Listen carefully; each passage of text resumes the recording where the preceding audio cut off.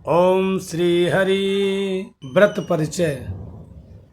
आइए मित्रों, जानते हैं सनातन धर्म में कौन सा व्रत करने से किस फल की प्राप्ति होती है और कौन से रोगों का नाश हो जाता है। कहते हैं व्रतों से अनेक अंशों में प्राणी मात्र का और विशेषकर मनुष्यों का बड़ा भारी उपकार होता है। तत्वदर्शी महर्षियों ने इनमें विज्ञान के सैकड़ों अंश संयुक्त कर दिए हैं।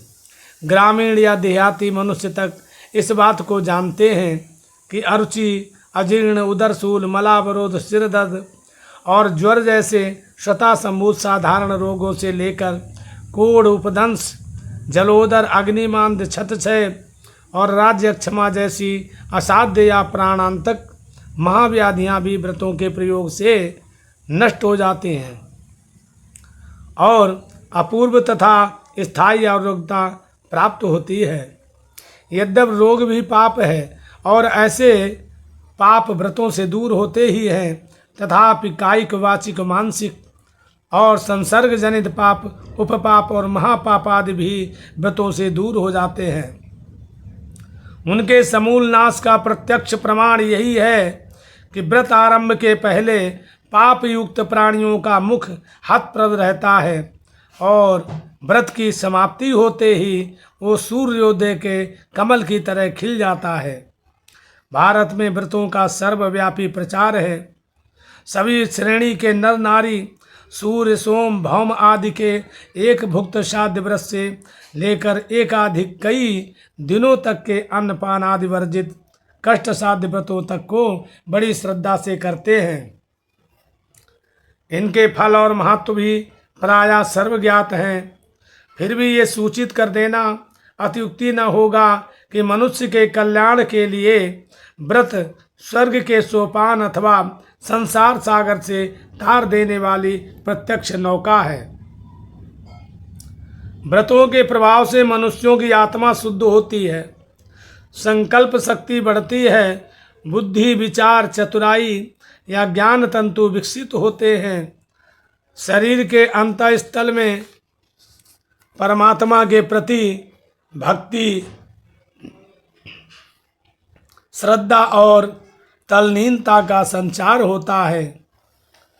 व्यापार, व्यवसाय, कला, कौशल, शास्त्रानुसंधान और व्यवहार कुशलता का सफल संपादन उत्साहपूर्वक किया जाता है और सुखमय दीर्घ जीवन के आरोग्य साधनों का स्वतः संचय हो जाता है। ऐसा दूसरा कौन सा साधन है जिसके करने से एक से ही अनेक लाभ हों। यही सब सोचकर संक्षेप में व्रतों का ये परिचय लिखा जाता है, कहा जाता है। इससे व्रत संबंधी प्रायः सभी बातों पर परिचय प्राप्त होगा।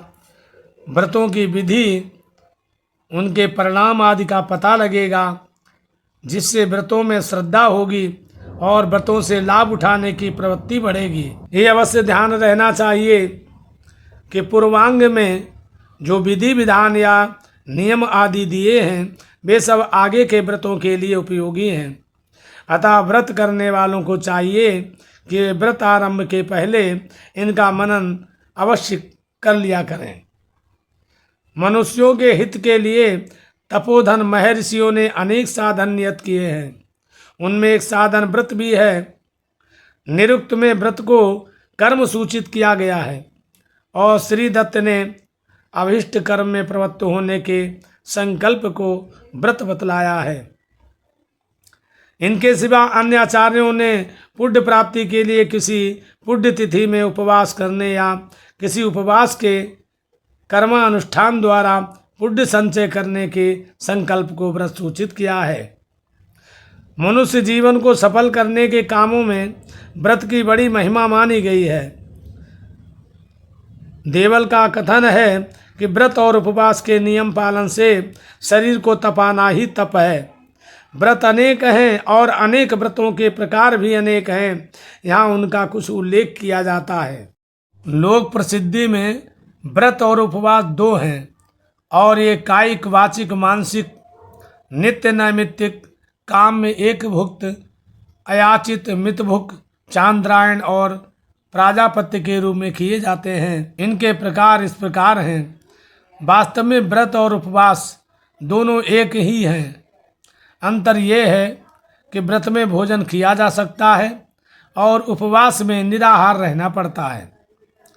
इनके कायिकादि 3 भेद हैं: शस्त्राघात, मर्माघात और कार्यहानि आदि जनित हिंसा के त्याग से, कायिक सत्य बोलने और प्राणी मात्र में निर्वैर रहने से वाचिक, और 3 मन को शांत रखने की दृढ़ता से मानसिक व्रत होता है। पुण्य संचय के एकादशी आदि नित्य व्रत, पाप क्षय के चांद्रायण आदि नैमित्तिक व्रत और सुख सौभाग्य आदि के वट सावित्री आदि काम्य व्रत माने गए हैं। इनमें द्रव्य विशेष के भोजन और पूजन आदि की साधना के द्वारा साध्य व्रत प्रवृत्ति रूप होते हैं और केवल उपवास आदि करने के द्वारा साध्य व्रत निवृत्ति रूप हैं। इनका यथोचित उपयोग फल देता है। एक भुक्त व्रत के स्वतंत्र, अन्यांग और प्रतिनिधि 3 भेद हैं। दिनार्थ व्यतीत होने पर स्वतंत्र एक भुक्त होता है, मध्याह्न में अन्यांग किया जाता है और प्रतिनिधि आगे पीछे भी हो सकता है। नक्त व्रत रात में किया जाता है।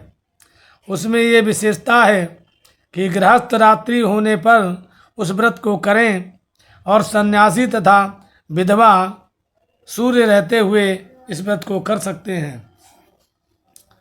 अयाचित व्रत में बिना मांगे जो कुछ मिले उसी को निषेध काल बचाकर दिन या रात में जब अवसर हो तभी केवल एक बार भोजन करे और मित भूख में प्रतिदिन 10 ग्रास या एक नियत प्रमाण का भोजन करे।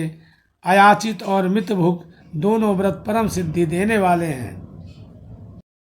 दोस्तों, अगर आपको संपूर्ण सनातन धर्म के व्रतों का परिचय चाहिए तो आप कमेंट में ज़रूर लिख के बताएं, तो मैं आगे के लिए वीडियो बनाऊंगा, क्योंकि हजारों व्रत हैं, तरह तरह के फल देने वाले हैं। तो आप कमेंट में लिख कर बता सकते हैं हमारे को। धन्यवाद मित्रों। लाइक और सब्सक्राइब करो मेरे वीडियो को।